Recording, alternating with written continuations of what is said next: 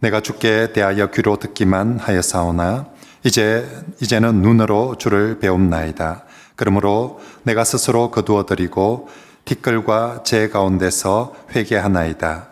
여호와께서 욥에게 이 말씀을 하신 후에 여호와께서 대만 사람 엘리바스에게 이르시되 내가 너와 내 두 친구에게 노하나니 이는 너희가 나를 가리켜 말한 것이 내 종 욥의 말같이 옳지 못함이니라. 그런즉 너희는 수소 7과 순양 7을 가지고 내 종 욥에게 가서 너희를 위하여 번제를 드리라. 내 종 욥이 너희를 위하여 기도할 것인즉 내가 그를 기쁘게 받으리니 너희가 우매한 만큼 너희에게 갚지 아니하리라. 이는 너희가 나를 가리켜 말한 것이 내 종 욥의 말같이 옳지 못함이라. 이에 대만 사람 엘리바스와 수아 사람 빌닷과 나아마 사람 소발이 가서 여호와께서 자기들에게 명령하신 대로 행하니라. 여호와께서 욥을 기쁘게 받으셨더라. 아멘. 욥기 지난 3박 4일 동안 욥기 말씀들을 보면서 감사하게 그래도 참 이렇게 어려운 욥기 성경 말씀이었는데 우리 성도들 이렇게 듣는 얘기들이 다들 은혜를 많이 받았다고 해서 참 감사합니다. 그렇게 해서 오늘 다시 한번 마무리를 하도록 그렇게 할 텐데 먼저 우리 욥기가 모두 몇 장까지 되어 있죠?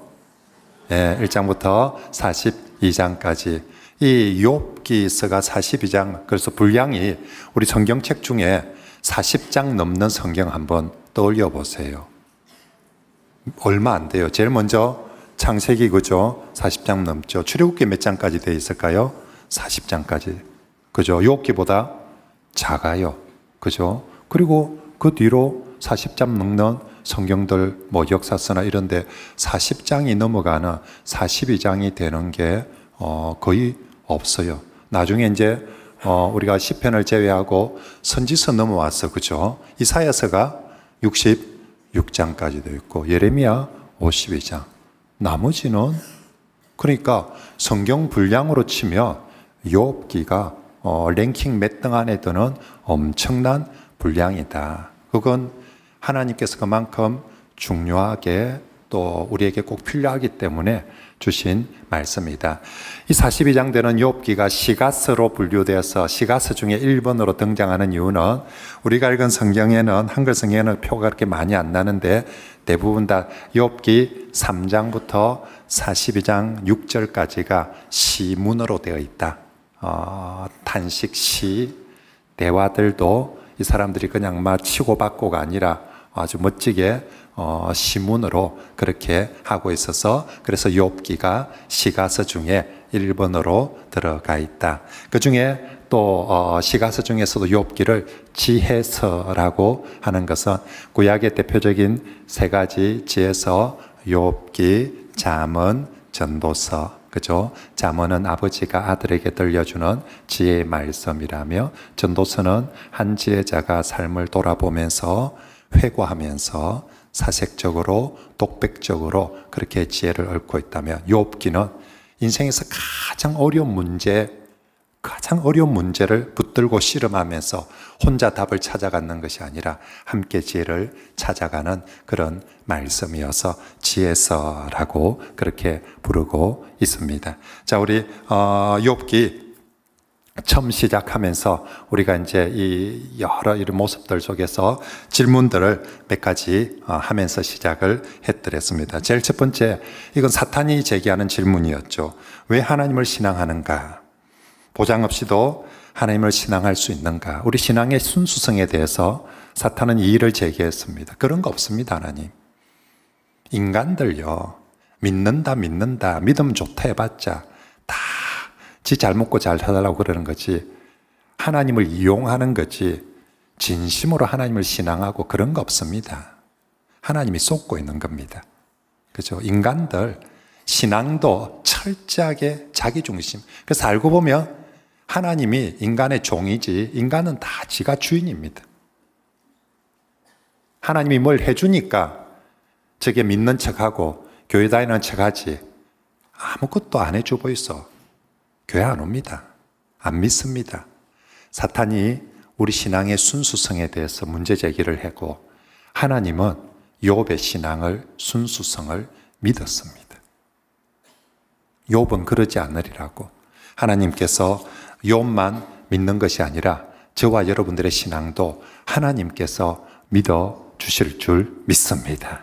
우리가 하나님을 신뢰하는 것보다 하나님 그분이 우리의 신앙에 대해서 믿었기 때문에 욥기가 출발을 하게 되었습니다. 두 번째, 이제 욥 스스로 질문하게 됩니다. 많은 고난들 앞에서 경건한 신앙인에게 까닭없는 무고한 고난이 올 수 있는가?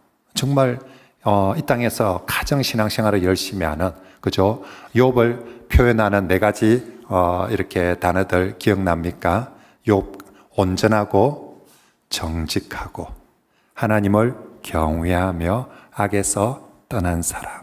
사실 딱 우리가 신앙생활하면서 이 모습이어야 됩니다. 자, 이런 사람도 고난을 당할 수 있는가? 그것도 까닭 없이, 그죠? 우리가 욥기를 보면서 그럴 수 있다라는 걸 보았습니다. 세 번째, 자, 그런 신앙인이 정말 욥처럼 욥기 3장에서 그렇게 탄식하고 부르짖는데 하나님은 응답하지 않아도 되는가? 정말 우리가 뭐 큰 거 바랍니까? 전화 한 통만 해주면 되는데, 그죠? 뭐 큰 거, 욥이 지금 큰 걸 바랍니까? 통만 하나 보내줘도 되고 한마디만 해줘도, 그죠? 조금만 참아라 하든지 뭐 어쨌거나 한마디만 해주면 되는데 하나님께서 그 한마디를 안 해주고 있습니다. 그 하나님은 과연 정의로운 공의로운 하나님인가? 그 하나님은 정말 어떤 하나님인가 하는 질문들, 우리 하나님께서 우리가 보기에 침묵하시는 것 같지만 하나님은 욥의 그 탄식을 다 듣고 계신다. 그죠? 침묵하지만 못 보거나 안 보거나 외면하는 것이 아니라 다 보고 계시고 듣고 계십니다. 자, 하나님은 결국 나중에 욥에게 신앙의 이유에 대해서 밝히지 않습니다. 하나님은 고난의 이유에 대해서 밝히지 않아도 되는가? 아니면 하나님 욥한테 모든 걸 자초지종 설명을 다 해야만 되는가? 우리한테도 자초지종 모든 걸 설명을 해야만이 좋은 하나님이고, 우리한테 설명하지 않으면, 세상의 모든 일들은 내한테 설명하지 않거나 내한테 결제받지 않으면 하나님은 한 발짝도 움직여서도 안 되는 하나님인가? 아니면 내한테 설명하지 않더라도, 내한테 결제받지 않더라도 하나님 그분은 자유롭게 뭔가를 할 수 있는가? 그죠? 사람들은 자꾸만 자기 생각과 자기 정의를 가지고 하나님을 자신의 틀 안에 하나님을 딱 묶어 두려고 합니다. 다섯 번째, 하나님은 인간의 정의 안에서, 우리가 대부분의 사람들은 정의라고 생각하는 게 인간응보의 그런 교리를 정의라고 믿는 경우가 많습니다. 아무튼 이 정의 안에서만 움직여야 좋은 하나님인가? 이걸 벗어나면 하나님은 불의하시고 뭐 그런가라고 그렇게 질문을 합니다. 마지막 여섯 번째, 인간의 정의와 하나님의 정의는 동일한가? 나의 정의가 하나님의 정의가 되어야 되는가? 또 여기에 다르게 표현하며 나의 때가 하나님의 때가 되어야 되는가? 나의 방법이 하나님의 방법이 되어야 되는가? 우린 이 부분에 있어서 나의 정의하고 하나님의 정의가 같아야 되고, 나의 때와 나의 방법과 하나님의 때와 하나님의 방법이 일치할 때 좋은 하나님이라고 생각하고, 그러지 못하며 불가해한 하나님, 믿기 어려운 하나님, 이상한 하나님, 그렇게 여겨져 버리게 됩니다. 욥기에서는 이 모든 것들이 일치하는 것이 사실은 하나도 없습니다. 자, 그 와중에 우리는 어떻게 신앙해야 되는가? 그죠? 그것이 이제 욥기가 가야 될 문제입니다. 자, 욥기를 통한 답들을 하나씩 찾아가 보겠습니다. 첫 번째, 우리가 누구든지 사실은 욥이 될 수 있습니다. 그리고 또 누구든지 욥의 친구가 될 수도 있고 되어야 하고요. 근데 그 친구 중에 진짜 욥기에 나오는 친구처럼 위로하러 간답시고 오히려 고통을 주는 친구가 될 수도 있고, 반대로 진짜 우리가 이거 하나는 분명히 시작하면서 전제를 합시다. 하나님은 욥에게 친구들이 있어야 되기 때문에 욥기에 친구들이 등장을 하는 것입니다. 친구가 하나도 필요 없었을 것 같으며 욥기에서 친구의 존재 이렇게 많이 있을 필요가 없습니다. 고난받는 욥에게 친구란 것이, 공동체란 것이 반드시 필요하기 때문에 욥과 친구들, 지금 우리도 마찬가지입니다. 속십스럽게 혼자서 모든 걸 감당하고 해결하고 풀어가려고 하는 성도들이 있는데, 그런 하나님의 뜻은, 그래서 마지막 회복될 때도 보십시오. 욥만 회복시키신 거 아니라 그 친구들 잘한 거 하나도 없는데 친구들도 함께 회복시켜서서 욥과 함께 예배하도록 하십니다. 그래서 이것이 교회를 향한, 또 성도들을 향한 공동체적인 주님의 뜻입니다. 자, 먼저 1번 다시 봅시다. 성도에게 까닭없는 고난이 분명히 올 수 있습니다. 우리가 생각하는 그 생각, 범위, 방법 훨씬 넘어 하나님은 생각하시고 계획하시고 이루어 가십니다. 그래서 우리가 알고 있는 원리, 심는 대로 거둔다, 인과응보의 이 한 법칙만으로 하나님의 계획, 하나님의 그 애자를 다 설명할 수 없습니다. 좀 우리가 아무리 똑똑하다고 해도 하나님의 그 애자를, 나중에 욥기 38장 이후부터 하나님이 등장하셔서 계속 말씀하시는 거, 인간들이 지금 욥과 친구들의 대화 속에서 하나님에 대해서 불평이, 1번 하나님 도대체 생각이 있습니까 없습니까? 두 번째, 하나님 진짜 정의롭습니까? 세 번째, 하나님 진짜 힘이 있습니까? 왜 세상이 막 뒤집혀져 있습니까? 여기에 대해서 하나님 스스로 답하셨습니다. 하나님의 위대한 애자를, 하나님의 위대한 그 생각과 계획들을 천지 창조부터 시작해서 온 세상의 기후들까지들을 보여주면서, 그러면서 동물의 왕국까지 등장시키고, 그죠? 그리고 심지어는 베헤못과 리오야단까지 등장시키면서 이 모든 것들, 네가 보기에는 엉망인 것처럼 보이지만 하나님의 애자로 그렇게 설계되고 운영되고 이끌어져 간다라고, 하나님의 공의에 대해서 정말로 동물의 왕국 예를 들어서 볼 때 인간이 생각하기에는 인간의 애자와 인간의 공의로는 도저히 답이 나오지 않는 동물들이 공존하고 있습니다. 하나님은 그런 동물들조차도 하나님께서 먹이시고, 그죠? 이끄십니다. 하나님의 공의란 것이 사람들의 공의의 개념과는 비교할 수 없다. 하나님의 그 엄청난 힘들을 베헤못과 리오야단을 통해서 하나님께서 보여주십니다. 아무튼 우리하고는 전혀 정말 우리의 넘어 정말 크신 하나님이시기 때문에 우린 절대로 성도에게 까닭없는 고난이 와서는 안 된다, 올 수 없다라고 생각하지만 하나님의 애자는 성도에게 그런 고난 줄 수 있습니다. 그래서 선하고 경건한 사람에게 우리 교회 어떤 사람들도 욥이 될 수 있는 것입니다. 나도 모르는 사이에 하나님의 고난 프로젝트의 주인공으로 선택될 수 있습니다. 난 주인공에 신청한 적이 한 번도 없는데, 나는 정말 좋은 드라마에 선한 역하는 주인공만 하고 싶은데, 이런 모질고 고통스러운 드라마에 주인공 하고 싶은 마음이 하나도 없는데, 신청한 적도 없는데 어느 순간 그 하나님의 애자에 내가 주인공이 되어 있을 수 있습니다. 대표적으로 예수 십자가 사건의 구레네 사람 시몬이죠. 거기 옆에 따라가서 십자가 지고 싶은 마음 단 1도 없었습니다.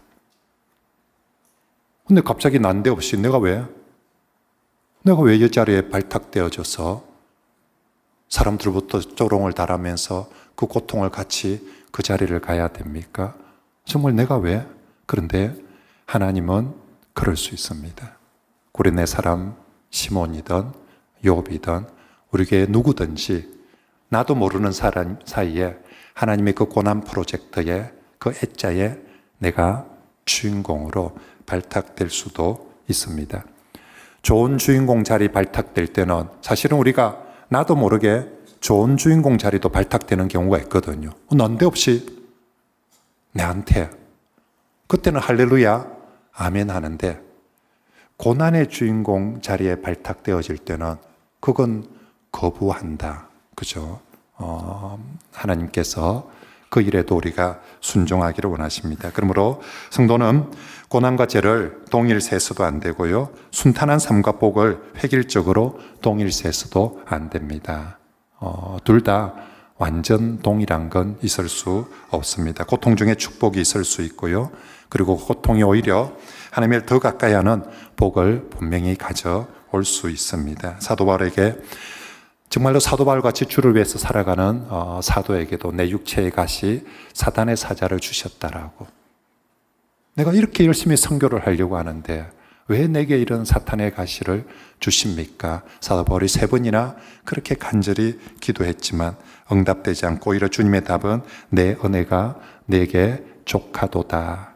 이는 내 능력이 약한 데서, 내 능력은 강한 데서만 이루어지는 것이 아니라 내 능력은 약한 데서, 고난 중에서, 어둠 속에서 온전하여짐이라 하는 것이 주님의 답이었습니다. 그래서 사도 바울은 그의 문제가 해결되기보다 주께서 약함 중에 강함을, 능력을 보여주는 이것을 받고 감사히 받아들였습니다. 그래서 나의 여러 약한 것들에 대하여 내가 자랑하리니 이는 그리스도의 능력이 내게 머물게 하려 함이라. 그 이후로 자신의 약함을, 자신의 고난을, 자신의 어두움을 부끄러워하지 않았습니다. 불평하지 않았습니다.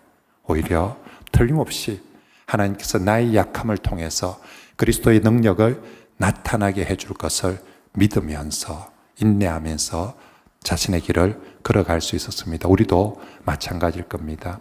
왜 까닭없는 고난이 내게 오느냐 불평하기보다는 분명히 하나님의 위대한 애자는 나도 모르는 사이에 내가 그 자리의 주인공이 될 수 있고, 그 주인공이 된 그곳에 우리 주님은 나의 약함을, 나의 고난을 통하여서 하나님의 더 위대함을, 더 크신 능력을 나타내실 줄 믿습니다. 성도에게 까닭없는 고난은 누구에게나 올 수 있지만 그것이 결코 욥에게 그랬던 것처럼, 사도 바울에게 그랬던 것처럼, 주님에게 그랬던 것처럼 결코 멸망이 되지 않을 것입니다. 약함 중에 강함 대신 하나님께서 성도의 까닭없는 고난 중에서도 반드시 복이 되도록 해 주실 줄 믿습니다. 우린 하나님의 애자를 믿읍시다. 까닭없는 고난 속에서도요. 두 번째, 성도의 고난 중에 하나님이 침묵하실 수 있습니다. 오히려 하나님이 고난의 주체가 될 수도 있습니다. 욥의 고백처럼 복을 주시니가 화도 주시지 않겠느냐라고 하신 그 말씀대로 그대로 될 수 있습니다. 우리가 하나님의 복에 있어서도 하나님은 자판기가 아닙니다. 하나님의 심판에 있어서도 하나님은 자판기가 아닙니다. 하나님의 응답에 있어서도 하나님은 자판기가 아닙니다. 모든 면에서 하나님의 자유와 주권이 있습니다.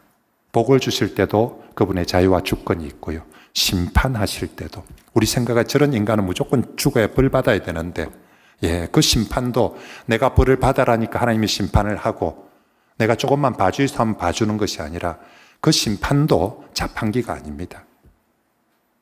언제 어떻게 누구에게 얼만큼 할지 하나님 그분이 주권입니다. 그래서 심판하심도 응답하심도 미루심도 하나님 그분의 주권에, 그래서 그 하나님이 침묵하심 또한 하나님 주권의 영역에 속합니다. 하지만 하나님의 자유와 주권은 언제나 우리의 자유와 주권보다 훨씬 더 정의롭고 크고 지혜로운 줄 믿습니다. 그죠? 분명히 하나님 그분의 주권 하에서. 그러므로 성도가 고난받을 때 나의 정의, 나의 때, 나의 방법보다 하나님의 정의, 하나님의 때, 하나님의 방법을 신뢰하고 인내해야 합니다. 참된 신앙은 내가 이해되지 않는 것조차 신뢰하고 인내하는 것입니다. 참된 신앙은 하나님이 침묵하실 때조차도 신뢰하고 인내하는 것이 참된 신앙인 줄 믿습니다. 하나님이 침묵하시는 것이 못 듣는 것 아닙니다. 못 보는 것 아닙니다. 능력이 없으신 것 아닙니다. 하나님의 애자에 의해서 하나님 스스로 침묵하고 계실 뿐이지, 하나님이 침묵한 데서 그분이 없거나 그분이 거짓되거나 그분이 불의하거나 그분이 우리와 관심 없는 것, 그런 것 결코 아닙니다. 세 번째, 그 하나님의 침묵 속에 또 우리의 고난 속에 때론 내 신앙이 고난을 해결하는데 아무 소용이 없을 수도 있습니다. 욥은 엄청난 고난 중에 1장에서 우리가 아는 것처럼 주신 이도 여호와시요 취하신 이도 거두신 이도 여호와시니라며 정말 하나님을 신앙 고백하며 입술로 범죄하지 않았지만 욥의 신앙이 욥의 문제를 해결해 주지 못했습니다.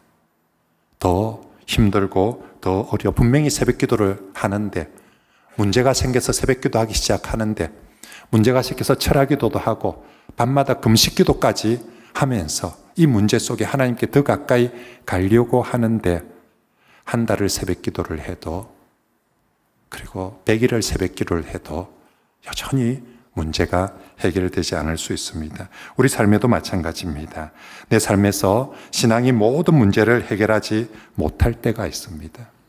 초등학교 때 주일학교 배울 때는 기도만 하면 다 응답된다고 그렇게 배웠는데 실제로 욥이 기도를 해보니까 그렇지 않는 경우들이 있는 것입니다. 분명히 어떤 문제는 기도했을 때 응답을 받았는데 분명히 그때 이 문제는 그렇게 기도하고 그렇게 주님 예배할 때 그때는 그렇게 응답을 받았는데 오늘은 나의 기도가 아무 소용이 없을 경우가 있습니다. 내 신앙의 불순함 때문이 아니라 욥의 친구들은 네 신앙에 뭔가 불순함이 있다고 그래서 응답이 안 되는 거라고 하지만 욥기에서 보면 내 신앙에 불순함이 있는 그런 것은 전혀 아닌데 정말 온전하게 하나님을 바라보며 신뢰하는데도 불구하고 내 신앙이란 것이 전혀 통하지 않을 수 있습니다. 하지만 그럼에도 우린 하나님을 신앙하고 경외해야 됩니다. 이 문제 다시 한번 생각해 봅시다. 내 신앙이 문제 해결을 하는 만능 해결책이기 때문에 나는 신앙하는가? 그죠? 여러분, 우리가 신앙한다는 게 지금 사탄이 처음 시비를 걸 때 그랬거든요. 저 사람들 신앙 순수한 거 아닙니다.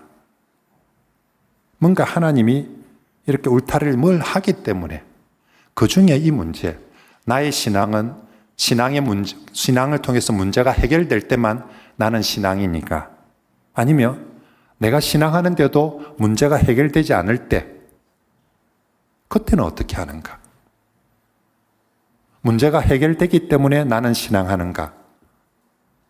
사랑하는 성도 여러분, 혹여나 문제의 해결책으로 우리의 신앙을 삼는 것이 아니라 신앙은 하나님을 경외하는 것은 성도가 하나님 앞에서 해야 될 성도의 마땅함이기 때문에 하나님을 경외하고 신앙해야 되는 것인 줄 믿습니다.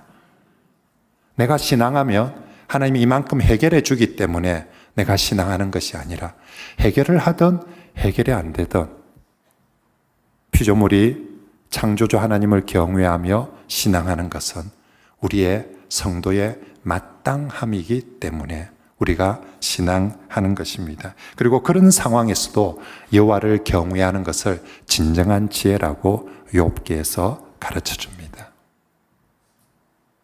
그런 상황에서도 문제를 잘 풀고 해결하는 것이 진정한 지혜가 아니라 그런 상황에 책상머리에 앉아서 여호와를 경외하는 것이 지혜가 아니라 그런 상황에서도 여호와를 경외하는 것이 진정한 지혜다라고 말씀하고 있습니다. 그 지혜가 어떤 모습으로 나타날지 모르지만 우린 하나님 말씀을 믿읍시다.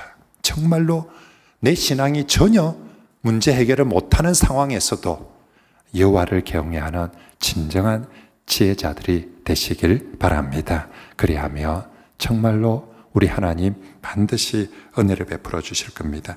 네 번째, 주변 사람들의 말이 정말로 그 고난의 순간에 욥기를 보았던 것처럼 더 큰 고통이 될 수 있습니다. 우리가 욥기 1장 2장의 육체적인 사회적인 고난보다 이후에 4장 이후에 친구들의 말의 고통이 훨씬 더 어려웠습니다. 친구들이 거짓말, 나쁜 말을 하는 것이 아니라 친구들의 바른 말이 내 심장을 꿰뚫는 비수가 되었어. 정말 그 수많은 말들이 욥의 심장을 찌르는 더 큰 칼이 되고 독이 되고 말았습니다. 많은 사람들이 불행한 사건 그 자체보다 그 사건을 둘러싼 사람들의 말 때문에 더 가슴 아파하는 경우가 특히 교회 안에서 많이 있습니다. 그래서 불행한 사건을 기도 제목에 올리지도 못하는, 왜 성도들이 교회 안에서 어려운 일들을 기도 제목으로 나누지를 못할까요? 그죠? 차라리 혼자 이거 견디는 게 낫지. 괜히 기도 제목 나눴다가 내놨다가 사람들이 그 기도 제목, 그 불행한 일로 인한 그 수많은 말들을 감당할 자신이 없기 때문에, 아니 정말 한두 번 해보고 당해봤기 때문에 대부분 숨기려고 그렇게 하고 있습니다. 분명히 고난이 죄가 아니란 건 알고 있는데 고난을 둘러싼 수많은 말들이 무서워서 그렇게 숨기는 경우가 많습니다. 안타깝게도 그 무서운 말이 내가 욥이 되었을 때 나에게 피해가는 보장은 없습니다. 교회라고 해서 피해가는 보장도 없습니다. 이 욕은 주님을 향해서도 쏘아붙였습니다. 욥을 향해서도 쏘아붙였던 그 무서운 말들이 내게도 쏘아질 수 있고 교회에서도 쏘아질 수 있습니다. 나의 신앙과 인격이 상관없이 내가 그동안 살아온 것이 신앙적으로 인격적으로 잘 살았다 할지라도 똑같이 이 수많은 말들은 내게도 비난의 화살으로 쏘아질 수 있습니다. 어떤 사람은 악의로 내게 이런 말을 할 수도 있고, 어떤 사람은 전혀 고의가 아닌, 악의가 전혀 없음에도 불구하고 정말 그냥 한 말인데 내게는 비수가 되어서 고칠 수 있습니다. 그때 사랑하는 성도 여러분, 고난과 사람들의 말들이 내 가슴을 찌르고 더 아파할 때에 하나님을 향해서 탄식하며 포기하지 말고 하나님께 간절히 더 나아가시길 바랍니다. 욥기가 가르쳐 주는 것, 하나님 저 친구들의 나쁜 말들 좀 막아주세요. 그래서 하나님이 그놈들 입을 착착착착 막아버리면 좋을 텐데 1장 2장에 그 고난도 하나님이 막지 않으시고 허용하신 것처럼 내가 그렇게 사람들한테 모진 말을 듣는 줄 아는데도 불구하고 하나님 친구들의 말도 막지 않으시고 그대로 내게 오도록 하고 있습니다. 그때 왜 하나님 이럴까? 그죠? 정말로 우리가 할 수 있는 일, 하나님 앞에 하나님을 향해서 탄식을 하는 것입니다. 놀라운 사실은 욥기를 통해서 보았던 것처럼 하나님께서 성도의 고난 중에 탄식을 무모하리만큼 들어주신다는 것입니다. 저는 욥기에서 이 하나님의 크고 넉넉하심, 정말 내가 설교할 때도 입으로 뱉기도 참 이렇게 어려울, 그걸 성경에 기록해 놓고 이런 말까지도 하나님이 들어주신다는 게 정말 불경스러운 신성모독적인 그런 말들조차도 하나님께서 들어주고 계신다. 그 성도의 단식의 말의 옳고 그름 때문에, 그 말이 정말 너무너무 옳고 선한 말들이기 때문에 들어주는 것이 아니라 내 백성이 그 내용에 상관없이 내 백성이 하나님 앞에서 하나님을 향하여서 하나님을 신뢰하면서 단식하는 것이기에 그것이 무엇이든지 하나님께서 들어주시는 줄 믿습니다. 그죠? 우리는 친구들은 그 말의 내용을 따져서 말꼬리를 붙들고 그렇게 시비를 걸었지만 하나님은 내 백성이 단식 중에 나를 향하여서 하나님을 향하여서 단식하기에 그 내용에 상관없이 그렇게 들어주고 심지어 성경에까지 그 내용들을 기록해 주십니다. 하나님은 하나님을 향한 성도의 단식을 물리치지 않고, 아마 옆에 친구들은 말리죠. 진짜 사람과 사람에도 그럴 겁니다. 여러분들이 저한테 담임 목사라고 와서 막 단식을 하며 주변에 장로님들이 있으면 말릴 거예요. 지금 친구들도 그런 거예요. 욥이 너무 심한 탄식들을, 원망들을 하나님께 쏟아붓고 있어서 친구들은 말립니다. 그런데 하나님은 들어주십니다. 성도가 하나님을 향해서 탄식하니까 그것이 무엇이든지 하나님은 들어주십니다. 하나님께서 염려하는 것은 불경한 탄식이 아닙니다. 하나님이 성도에게 염려하는 것은 저 고난 속에 성도가 탄식하기를 멈추는 것을 오히려 하나님은 더 염려하십니다. 그러므로 어떤 불의하고 억울하고 힘든 상황에서도 하나님을 향한 탄식, 시편의 수많은 탄식시처럼, 여러분 참고로 시편 150편 중에 절반 정도가 탄식시입니다. 정말로 시편의 수많은 탄식시처럼 정말 여러분 어떤 불의한 상황 속에서도 힘들고 억울할수록 더 많이 탄식하며 하나님께로 더 가까이 나아가는 그런 성도들이 되시길 바랍니다. 욥의 고백처럼 우리도 우리의 가족이 벗김을 당한 후에 육체 밖에서라도 오늘 나의 탄식이 주님을 배웁지 못한다며 내 가족이 벗김을 당한 후에 육체 밖에서라도 우리 주님을 대면하게 될 줄 믿습니다. 우리 로마서에서 가르치는 신약의 성도들도 똑같은 가득없는 고난을 받을 때에 로마서를 통하여서, 사도들을 통해서 우리에게 이렇게 가르쳐 줍니다. 우리 로마서 5장 3절 4절 말씀 시작. 다만 이뿐 아니라 우리가 환난 중에도 인내는 연단은 소망을 이루는 줄 알미로다. 아멘. 야고보서 5장 11절 말씀도 함께 읽어보겠습니다. 시작. 보라, 인내하는 자를 우리가 복되다 하나니 너희가 욥의 인내를 들었고 주께서 주신 결말을 보았거니와 주는 가장 자비하시고 긍휼히 여기는 이시니라. 아멘. 저 성경 어느 성경이라고요?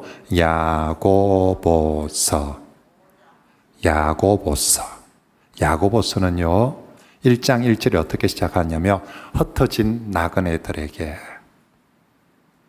흩어진 나그네, 신약시대에 흩어져 있는 욥들에게 보내는 말씀들입니다. 신앙 때문에 흩어진 나그네로, 흩어진 욥으로 살아야 되는 신약의 성도들에게 야고보 사도가 보낸 말씀입니다. 인내하는 자를 우리가 복되다 하노라. 하나님을 향해서 탄식하며 그렇게 인내하며 나아갑니다. 여섯 번째, 그러면 나의 중보자, 나의 대속자가 반드시 살아 계신 줄 믿습니다. 인내하면서 모든 것, 어떤 것도 내 마음대로, 내가 바라는 대로, 시간도 방법도 심지어 응답도 내가 바라는 대로 하나도 되는 게 없습니다. 그죠? 지금 욥기에서 정말 내가 기대하고 내가 바라는 것에 있어서 어떤 것도 맞지 않습니다. 근데 딱 하나 그 와중에 그래도 다시 성령님께서 그 고난받는 욥에게 주신 은혜, 지혜, 깨달음은 나의 중보자, 나의 대속자가 반드시 살아 계십니다. 이걸 어디서 깨닫습니까? 친구들과의 대화 속에서. 욥기 3장에 혼자 탄식하고 있을 때 깨닫는 것이 아니라 친구들과 욥기 4장부터 정말로 참 이게 위로 맞나 싶을 만큼 그런 대화가 오가고 때로는 비난이 욕이 오가는 그 와중에 욥기 16장에 가서 드디어 처음으로 나의 중보자, 아 그렇구나, 나 스스로 하나님 앞에 나 스스로가 될 수가 없음을 깨닫고 하늘에 있는 중보자를, 정말 하나님과 나 사이를 중보할 수 있는 그 하늘 중보자, 그분이 있다며 그분을 16장에 가서야 바라보게 되고 사모하게 되고, 그리고 친구들과의 또 가슴 아픈 대화가 더 치닫게 되면서 19장에 가서야 나의 대속자, 중보자 정도가 아니라 처음에는 우리 하나님과 나 사이를 중보해 줄 수 있는 분만 있다면 좋겠는데 싶었는데 고통이 더해질수록 중보하는 정도가 아니라 대속해 주는, 나의 죄를, 나의 정말 고통을 대속해 주는 나의 대속자가, 그런데 성령님께서 이 땅에 그런 대속자가 없다 할지라도 하늘에, 지금 하늘에 나의 대속자는 살아계시고 나의 대속자는 지금도 나를 지켜보실 것이다. 그 대속자가 반드시 내 앞에 정말로 서게 될 것이다. 만약에 내가 죽어서 살아서 보지 못한 내 죽어서 내 가죽이 벗김을 당한 후에라도 나의 대속자 그분을 보게 될 것이다. 이 생각을, 이 믿음을 가지게 되니까 내 마음이 초급하구나, 내 마음이 빨리 이 대속자를 보고 싶구나. 그 정말 고통 속에 하나님께서 욥에게 주신 가장 큰 은혜의 깨달음, 정말로 가장 큰 위로의 깨달음은 바로 나의 중보자, 나의 대속자이신 줄 믿습니다. 저와 여러분들도 욥과 같은 고난의 시간에 지날 때에, 정말 그 고통이 깊을 때에 오늘 욥의 이 고백 꼭 잊지 마시고 나의 대속자가 살아계십니다. 그분이 나의 대속자란 사실을 꼭 기억하십시오. 이사야 53장 4절 5절 말씀 같이 한번 읽어볼까요? 시작. 그는 실로 우리의 질고를 지고 우리의 슬픔을 당하였거늘 우리는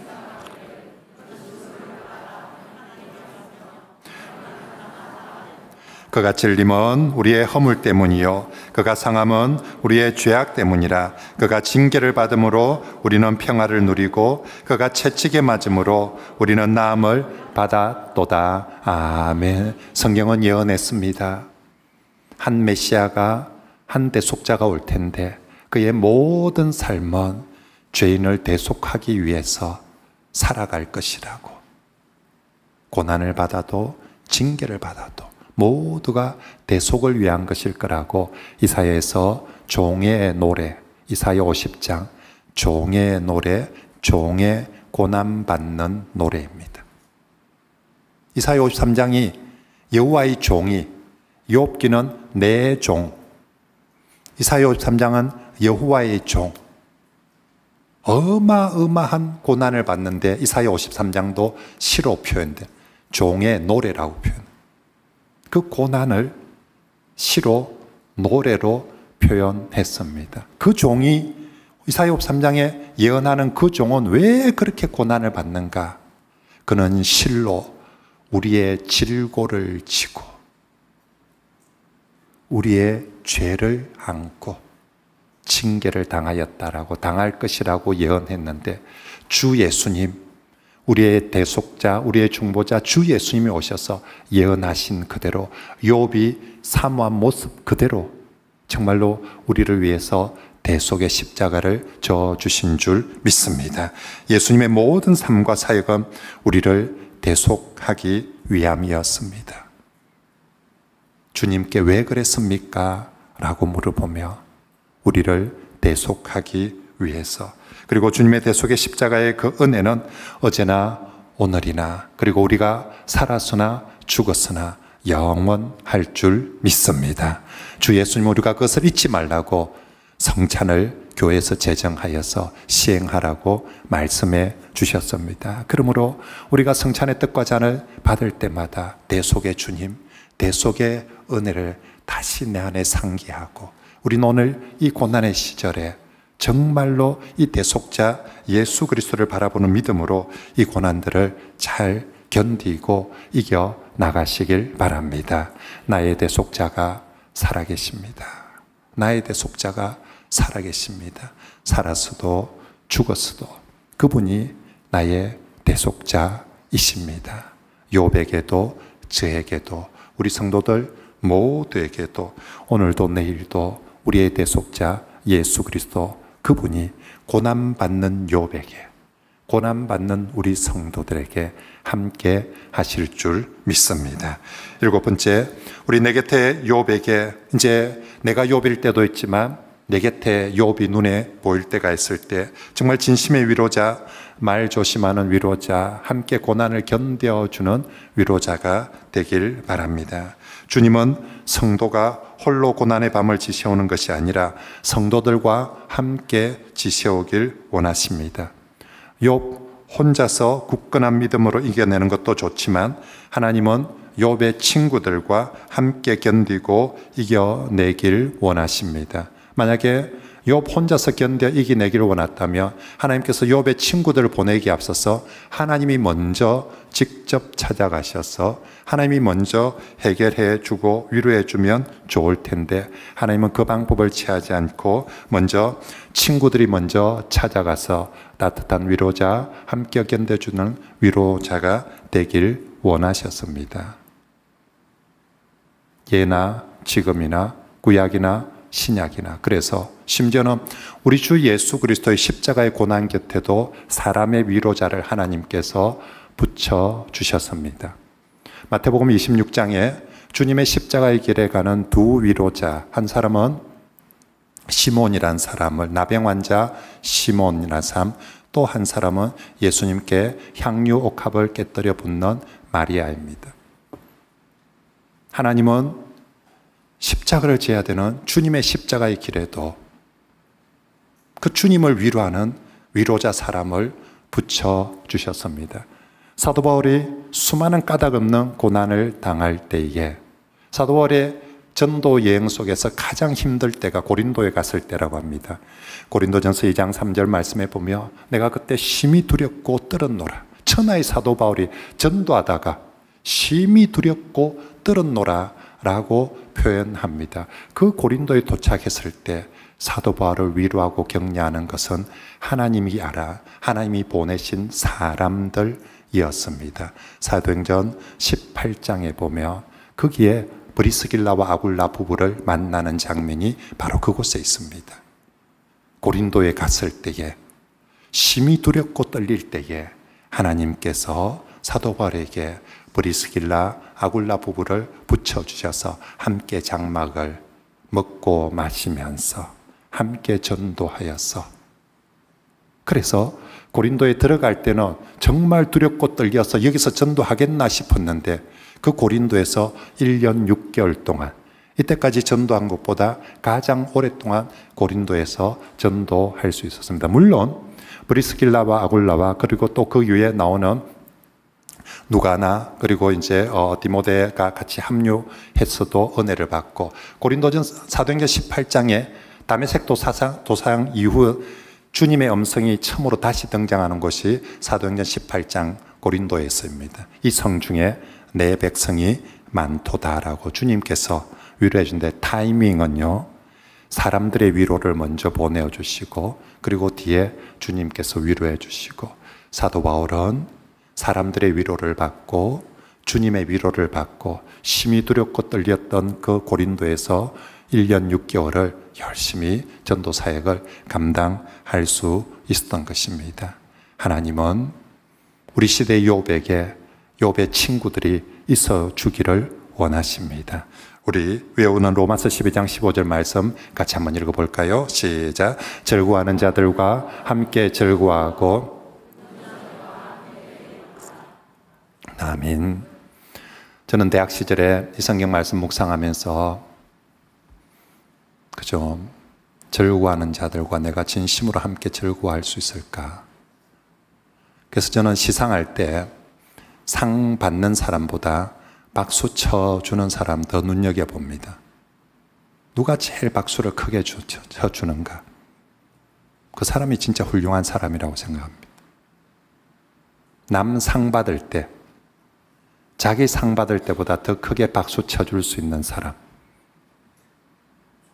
즐거워하는 자들과 함께 즐거워하고, 울 때 정말 함께 옆에서 울어줄 수 있는, 주님은 교회에 그런 성도들, 그런 위로자들이 많이 있기를 원하십니다. 그래서 우리 교회 어느 성도도 홀로 그 정말 고난의 밤을 지새우는 사람이 없도록, 그래서 우리 교회에서는 외로워서 죽는 사람은 없어야 됩니다. 병들어 죽는 사람이 있을 수 있고 힘들어 죽는 사람이 있을 수 있지만 외로워서 죽는 사람은 없도록, 사랑하는 성도 여러분, 정말 우리 주변의 욥들에게 우리가 좋은 위로자, 친구가 되어주면 좋겠습니다. 그래서 내 곁에 욥에게 언제나 위로자가 먼저 찾아가야 됩니다. 부르면 가는 것이 아니라 우리가 하나님 주시는 감동을 가지고 내가 먼저 손 내밀고 내가 먼저 찾아가고, 그렇게 정말 고난의 욥에게 하나님도 필요하지만 위로하는 친구들도 꼭 필요합니다. 이 친구들이 필요 없다면, 아무짝에 쓸모가 없다면 하나님이 이 긴 성경에 이 친구들을 등장시키실 리가 없습니다. 이 친구들이 아무짝에 쓸모 없다면 나중에 회복할 때 욥의 회복에서, 욥을 통해서 친구들을 회복해 할 필요가 없습니다. 그냥 벌 받아서 없애버리면 되죠. 그런데 하나님은 고난받는 시간에도 같이 있도록 하고, 그리고 회복할 때도 함께 회복되도록 해 주셨습니다. 하나님께서 성도 곁에 그런 사람들이 필요하다. 근데 우리가 어떤 모습으로든지 악한 친구보다는, 고통 주는 친구보다는 우리 성도들이 정말로 진심으로 위로하는, 하나님이 기뻐하시는 선한 위로자들이 다 되시길 바랍니다. 그리고 내가 때론 고난당할 때 왜 나에게는 아무도 위로해 주는 사람이 없나라고 싶은 그런 홀로 정말 힘든 밤을 보내는 시간이 있다며, 그때 여러분, 사람들이 혹시 내게 먼저 오지 않더라도 내 안에 내주하시는 성령께서 언제나 위로의 영으로 나와 함께 하시고, 그죠? 혹시나 사람이 조금 늦게 도착한다 할지라도 이미 내 안에 내주하시는 위로의 영 성령님이 계십니다. 그분이 얼만큼 함께 나와 탄식한다고요?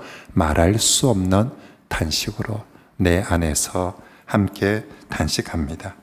우리 주님께서 우리에게 주신 보혜사, 우리 주님 하늘로 오르시면서 우리에게 남겨주신 최고의 선물 보혜사, 헬라어로 파라클레이토스, 곁에서 위로하시는 분, 이제는 내 안에서 우리를 위로하시는 분이십니다. 아무도 나의 탄식 소리를 못 듣는 것 같아도 내 안에 위로자 성령님은 비난하지 않고 우리의 탄식을, 우리의 아픔을 들어주시고 함께 해 주실 줄 믿습니다. 때론 내가 신음조차 하지 못할 때, 탄식조차 하지 못할 그때조차도 성령님은 나를 대신해서 나보다 더 말할 수 없는 탄식으로 그렇게 탄식해 주심을 꼭 믿으시길 바랍니다. 고난의 시간에 나의 대속자 그리스도를 바라보시고 진정한 나의 위로자 파라클레이토스 성령님을 꼭 바라보시길 바랍니다. 고난의 시간에 하나님께서 우리에게 정말 우리가 잊지 말고 정말 우리가 멀리하지 말아야 될 진정한 우리 대속자이고 위로자입니다. 로마서 8장 26절 말씀 같이 한번 읽어봅시다. 시작. 이와 같이 성령도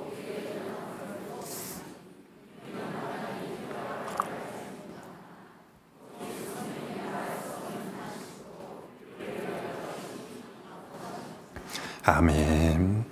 마지막 8번째, 고난과 어둠 속에서도 하나님은 살아계시고 역사하십니다. 믿습니까?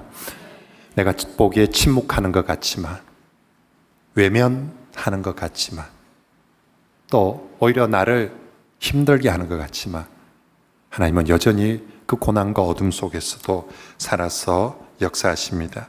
고난은 분명히 힘들고 어렵지만 나쁜 것은 아닙니다. 고난과 어둠 속에서도 하나님이 살아계시고 역사하십니다. 고난과 어둠도 하나님이 섭리하시는 무대 중에 하나입니다.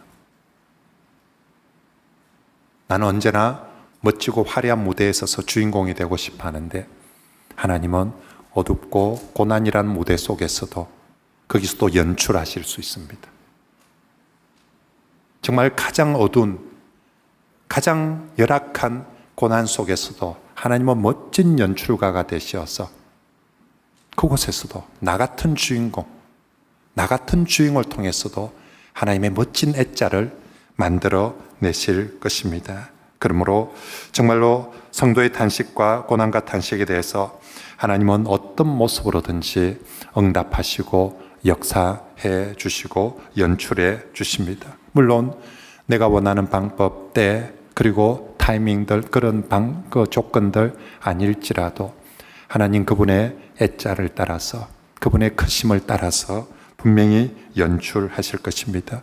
욥은 본의 아니게 까닭없이 정말 생각도 안 한, 이해도 안 되는 그 무대 위에 주인공으로 올라섰습니다.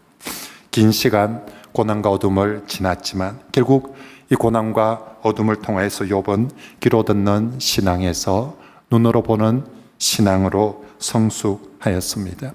책을 통해서, 목사님의 설교를 통해서 도저히 배울 수 없는 나의 하나님을,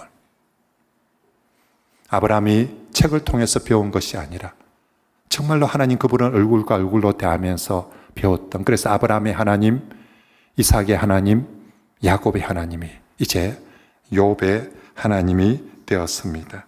정말로 깊은 고난의 그 무대 위에서, 깊은 고난의 무대 위에서 욥은 나의 하나님, 욥의 하나님을 그렇게 만나고 봅니다라고 고백하였습니다.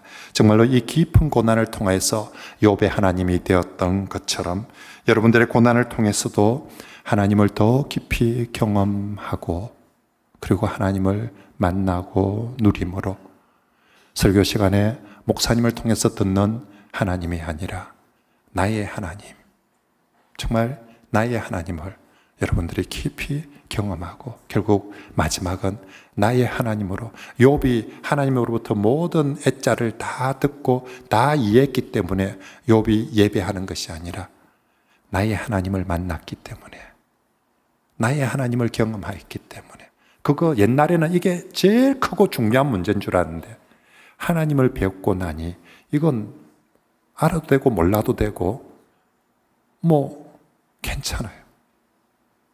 하나님이 답을 안 해줘도 괜찮아요. 내가 죽을 때까지 이해 못해도 괜찮아요. 그전에는 이게 제일 큰 문제인 줄 알았는데 하나님의 크심 앞에 서보니 이건 뭐 진짜 모래알보다 작은 문제였습니다. 욥이 만난 하나님은 그런 하나님이었습니다. 고난이란 무대를 통해서 만나는 하나님이었습니다. 내가 까닭없는 그 고난 속에서도 그런 하나님을 만나고 그런 하나님을 배웠고 그런 하나님을 누릴 수 있다면 어쩌면 나의 그 깊은 고난도, 나의 그 깊은 고난도 유익이고 복이고 은혜가 될 줄 믿습니다.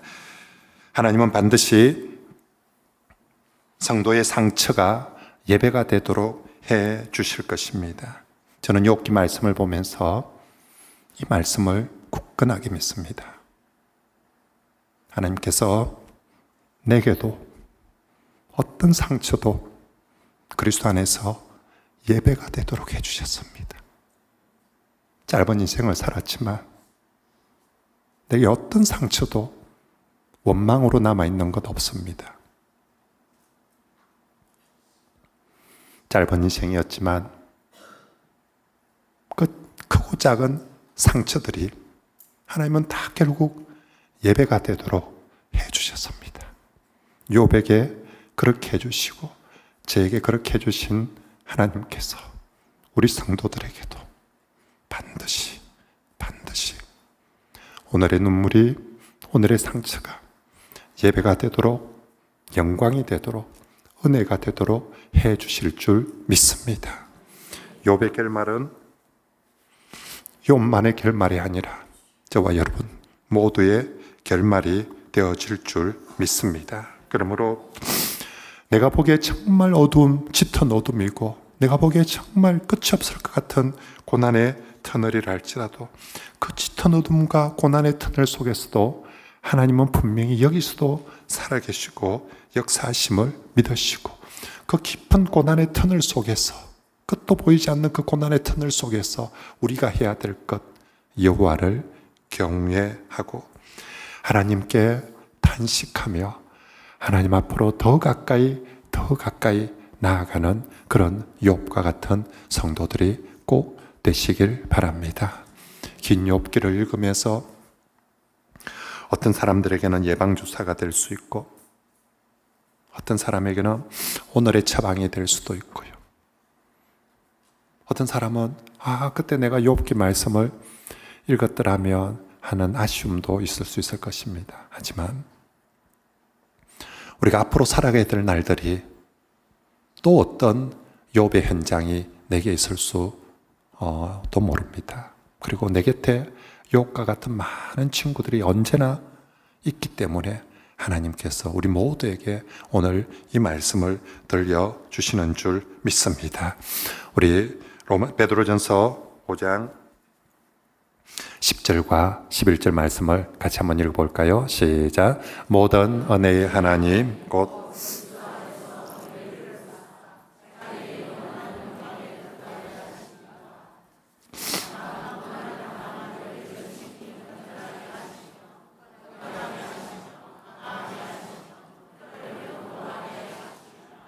권능이 세세무궁하도록 그에게 있을지어다. 아멘. 여러분 조금 전에 읽은 성경은 무슨 성경이죠? 베드로 전서. 서신서 신약 성경 뒷부분에 가서 두 흩어진 나그네에게 보내는 성경이 있습니다. 1번 성경이 야고보서 흩어진 나그네, 2번 성경이 베드로 전서 흩어진 나그네들에게 보내는 성경입니다. 차이점은요, 야고보서는 흩어진 유대인 나그네들에게, 베드로 전서는 흩어져 있는 이방인 나그네들에게 보내는 성경입니다. 특별히 야고보서는 예수님의 동생 야고보 사도가 보내는 성경이어서 흩어져 있는 나그네 유대인들에게 퍽 위로가 되었을 것입니다. 근데 베드로 전서는 지역도 그냥 야고보서에는 그냥 흩어진 나그네인데 베드로전서 1장에는 지역도 소개를 합니다. 비두니아, 라두니아, 이름들이 본도, 갈라디아 나오는데 여러분 성경에서 들어본 이름 중에 제일 촌스러운 이름들만 나옵니다. 다시 말하면 로마 제국으로부터, 로마 제국의 수도인 로마로부터 가장 먼 변방에 흩어진 나그네들에게 보내는 편지가 성경이 베드로전서입니다. 거기에 유대인 신자들도 아닌 이방인 신자들에게 누가요? 당시에 가장 큰 사도라 할 수 있는 베드로 사도가 어디에서요? 로마 센터에서.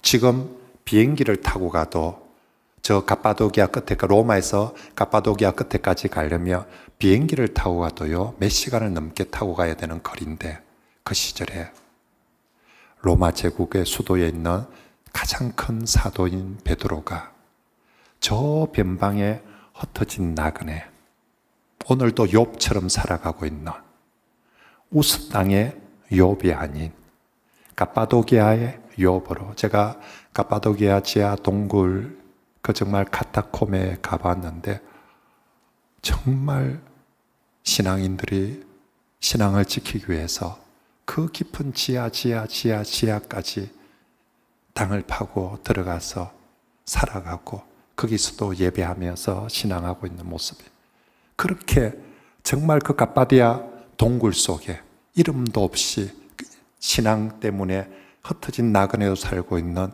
바로 그 정말 욥 성도들에게 주시는 말씀이 베드로 전서이고, 마지막 5장에 오늘 우리가 읽은 성경 말씀 다시 한번 보여줄까요?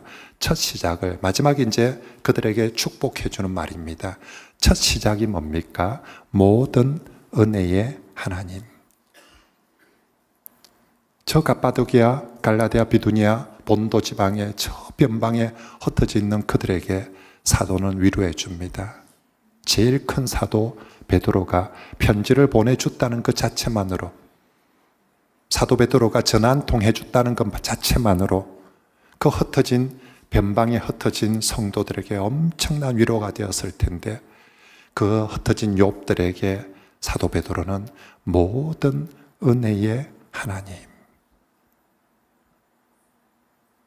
우리 삶에 어떤 것 하나도 은혜가 되지 않도록 하는 것이 없도록 해주시는 모든 은혜의 하나님, 곧 그리스도 안에서 너희를 부르사, 그 하나님께서 그리스도 안에서 정말 변방에 흩어져 있는 이름 모를 작은 욥과 같은 성도들이지만 여러분들을 은혜의 하나님께서 그리스도 안에서 여러분들을 불러주셔서 어디로 갈 것입니까? 자기의 영원한 영광에 들어가게. 지금은 욥과 같이, 그래도 욥은 우스 땅에 동방에서 가장 큰 자라는 별칭까지 얻은 사람이지만, 정말 베드로전서에 나오는 이 흩어진 나그네들은 진짜 이름도 기록되어지지 않는 그런 보잘것없는 욥들이지만, 모든 은혜의 하나님께서 자기의 영원한 영광에 들어가게 하신 하나님이 여러분들의 잠깐 고난을 당한 너희를, 그 고난이 하나님 보시기에 잠깐이란 표현을 씁니다. 잠깐 고난을 당한 너희를 친히 그 다음에 어떻게 하신다고요? 온전하게 하실 것이고, 이 고난의 무대를 통하여서 더 온전하게 하실 것이고, 굳건하게 하실 것이며, 강하게 하실 것이며, 틀을 견고하게 하시리라. 믿으십니까? 그 하나님께서, 모든 은혜의 하나님께서 오늘 우리가 이 땅에서 흩어진 나그네로, 흩어진 욥으로 살아갈 때 하나님의 목표하는 바는 영광에, 그리스도께서 십자가를 통해서 그 영광이 이룬 것처럼 욥과 같이 흩어진 나그네 욥들에게도 결국은 그 영광에 이르도록 잠시 고난을 겪게 하지만, 그 고난 속에서도 우리를 굳건하게, 온전하게 하고, 굳건하게 하고, 강하게 하시며, 우리의 틀을 견고하시면서 우리를 그 영광으로 인도해 가실 줄 믿습니다. 그래서 권능이 세세무궁하도록 그에게, 흩어진 나그들 앞에서 사도 베드로는 송축하면서 이 서신을 끝내고 있는 거죠. 정말 여기서 피고름을 흘리고 있는 성도들 앞에서 하나님을 담대히 송축합니다. 그분에게 권능이 영원 무궁토록 세세토록. 욥의 마지막도 결국 하나님을 찬양하듯이 우리에게도 바로 그 하나님이, 모든 은혜의 하나님이 우리의 하나님이 되어주실 줄 믿습니다. 그 모든 은혜의 하나님이 그리스도 안에서 우리를 부르시면 그 영광에 들어가도록 저와 여러분들을 부르신 줄 믿습니다. 주 예수님의 십자가를 통하여서 그 영광으로 들어가신 것처럼 저와 여러분들도 이 고난의 무대를, 고난의 학교를 통하여서 결국은 그 영광에 이르게 될 것이고, 그 영광에 가기까지 하나님이 도와주실 것입니다. 온전하게 하고, 굳건하게 하고, 강하게 하고, 견고하게 하도록 이 네 가지 단어들을 다 동원시키면서 여러분들을 우리 하나님께서 약속하고 말씀해 주고 있습니다. 말씀에 의지하여서 정말로 우리가 모든 은혜의 하나님을 기대하며, 그리고 영광의 그날을 기대하면서 나의 대속자가 살아계심을 믿으며 함께 때로는 욥으로, 때로는 친구들로 그렇게 이 길을 걸어가면 좋겠습니다. 우리 마지막으로 욥기 19장 25절 26절 말씀을 다 같이 읽고 마치겠습니다. 시작. 내가 알기에는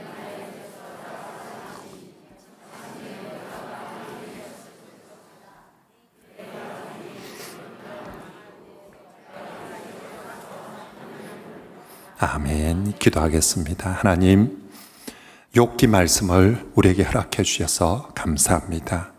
욥기 말씀을 부족한 종의 지혜와 혀로서 사랑하는 성도들에게 욥기를 통한 하나님을 증거하게 해주셔서 감사합니다. 사랑하는 성도들이 욥기 말씀을 통한 하나님의 애자와 하나님의 은혜와 하나님의 위로와 하나님의 능력들을 듣고 경험할 수 있게 해주셔서 감사합니다.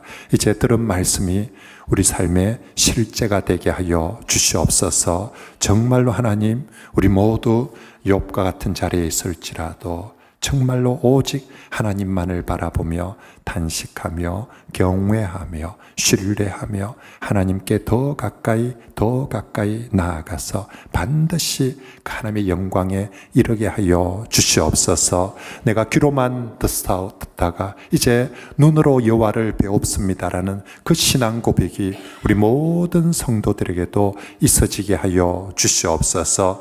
대속자 주 예수님께서 사랑하는 성도들의 모든 고통과 질병과 죄악들을 대속하여 주시옵고, 위로자 성령님께서 고통 중에 있는 사랑하는 욥과 같은 우리 성도들을 곁에서 영원토록 함께 위로하여 주시고 인도하여 주시옵소서. 모든 은혜의 하나님께서 이 모든 것이 은혜가 되도록 영광이 되도록 해 주실 것을 믿사오며 우리 구주 예수님 이름으로 기도하옵나이다. 아멘.